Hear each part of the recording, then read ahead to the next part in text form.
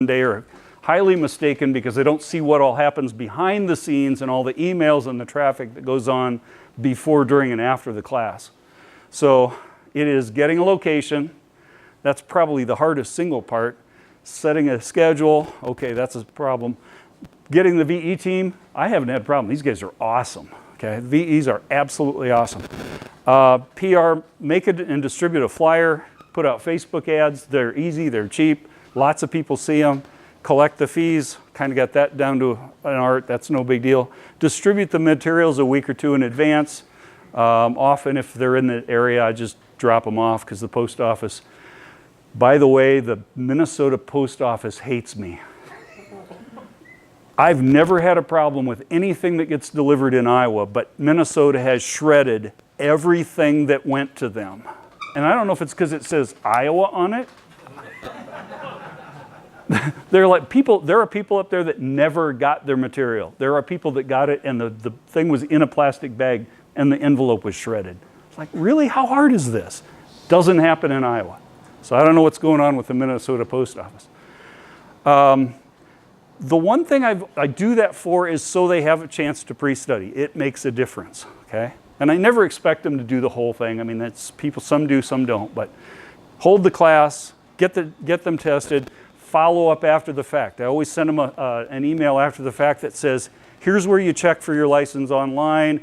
Here's how you find additional antennas and other stuff for your radio, programming cables and program frequencies and all that stuff. By the way, I've been programming all these radios. I probably programmed 400 or 500 radios now.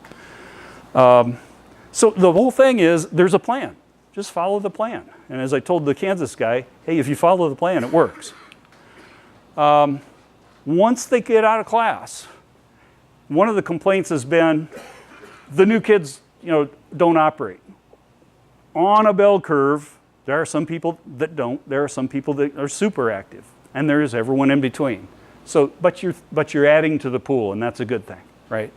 So get them on the air as soon as possible. Our current record, and I forget who it was, might have been Jason, KE0DOL, 20 minutes. License database got updated, he's on the air, 20 minutes. Remember in the old days it was 3 months? That was just to get the paper.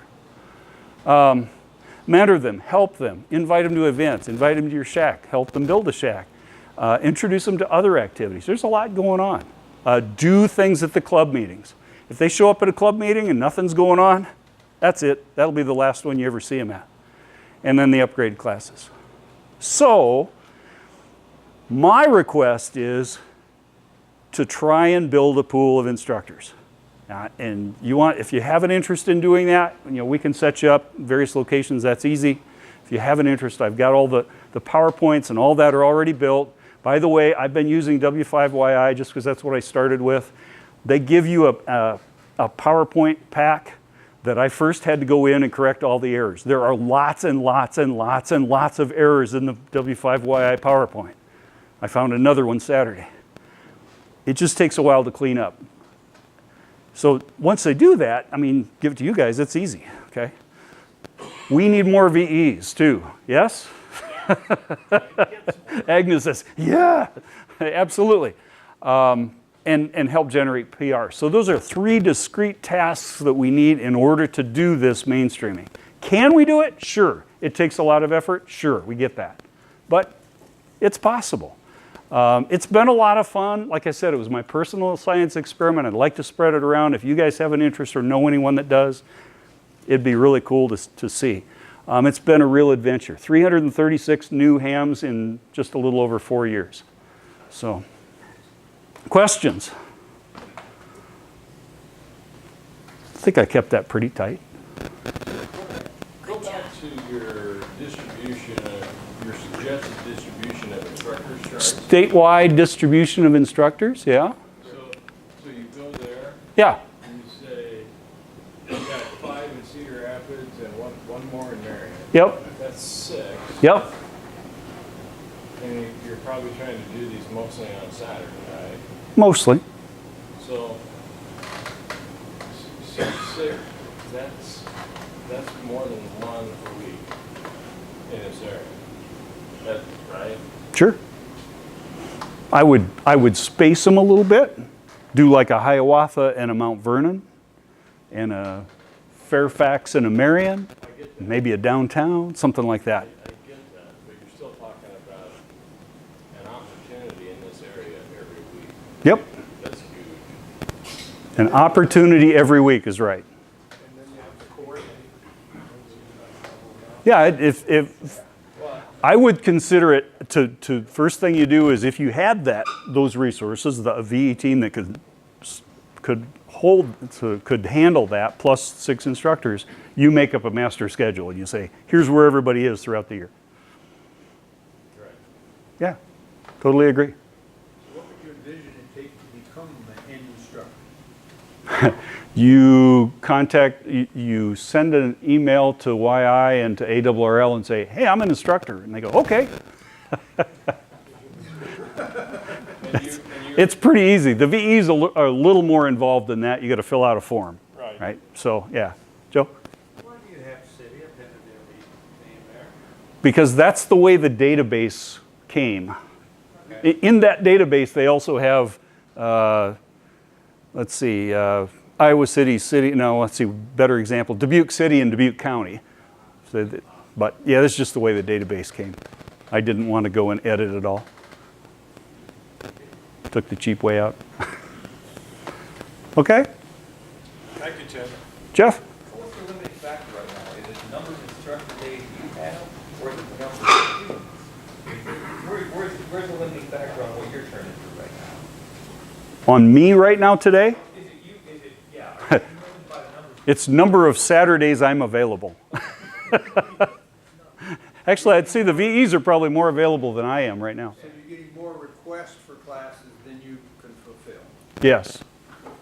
True statement. demand problem right now? Yeah, truth be told, it seems like the demand was, and if you talk to the gun sales folks, they saw the same thing over the last few years. It peaked just before the election, and then the gun sales folks plummeted. The zombie killers, they kind of tracked along with that too. They kind of went up and up and up and up and up, and then not so much. So yeah, so it's rolled off a little bit here in the last year, not much. Yeah, Rod. Have you thought about holding a class for instructors so you can multiply your I haven't even thought about it, but I would be happy to if somebody wants to sign up. Bill, if you want to grab a piece of paper and take names, I'm happy to take names and set up a class. I got just about everybody's call sign right here. There you go, see? I think we got just about 50. We're good. Yes, sir. Yeah, question I have is that, have you looked over, like maybe the last 20 years of data to see that if the solar cycle activity has anything to do with how many people are becoming hams? The crazy thing is normally it seems to track the solar cycle. This is a weird period because the solar cycle has been going down and probably worse than it's been, and you guys can probably tell me, worse than it's been in 100 years, 50 at least. And yet the numbers of hams has been increasing during this past cycle. So it seems counter to the solar cycle right now. I don't know why that is. If you were in the cycle that we're in, if you track it by year and compare it to any normal business, you wouldn't do this. You know, you'd like a business to increase, 6, 8, 10% per year. And the best we've ever been able to do is like 1% per year. And I have that same exact conversation in aviation too. I sat beside they hired a contractor to do a study on the state of Iowa aviation, and they got all done with this study after a year and said, the next 25 years aviation will grow at a 1% rate. And I leaned over, I happened to be sitting next to the director for the DOT office, and I said, fire that contractor. And they said, why? And I said, they just told you that you're going to be worse than a business for the next 25 years. Stop it. That's ridiculous. You got to make a plan that actually is credible against other businesses. And that's kind of what I'm trying to do here too. Yes, sir. Jeff? Yeah, so, contact back in, I know you had a slide talking about setting up hand checks and that sort of thing. It sounds like you need a supply of Elmers, mentors. Oh, you're good. You don't see that. That's because this was just about growing them. Here's the other part of the presentation that comes after this presentation, okay? I didn't want to go there because I didn't have enough time. So there's what we're doing now. Here's the volunteers needed for other activities, step 1, step 2, step 3, step 4. Yes, it's all in the presentation. I didn't go there. Great question. And I'll be happy to publish that if you want One thing they to had post the it. E-Star radio going, I heard a guy talking from England, he was in England, the other guy was in South Korea. So maybe that's why it hasn't dropped off, because there's been electronic ability to keep it rising. Yes. Yeah, there's a lot more activity and more variety of activity, technology stuff that people are getting into. It definitely helps. Yeah. All right. Well, thanks a lot. Appreciate your time. Look forward to getting the list.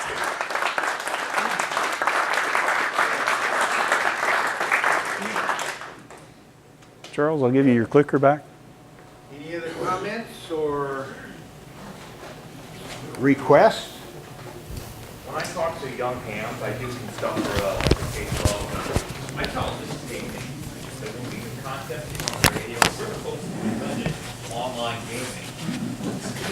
Yeah, we build your own station, and I wonder if we could maybe get the local guys, the folks we pick up, excited to get into some kind of competitive mode. With, you know, you can do it with your mouth on their little small FPA radio or something. But that's where they are. They're on the computer playing games. And I go, we invented that stuff like 100 years ago. Right. And you can't go buy your avatar. You gotta build that thing yourself. You know, give them the prize. That's the word. They kind of purpose. I haven't heard that. There are radio kits available that are not all that expensive. Right. And Transmitters and receivers. you get an FTA out there, it's something where they can make a communicate a little Oh yeah, statewide. whole range. You can work on some contests for these things, and you can get folks on that aspect of it. It's interesting. Yes, absolutely. So, thanks for coming. That concludes the meeting for January.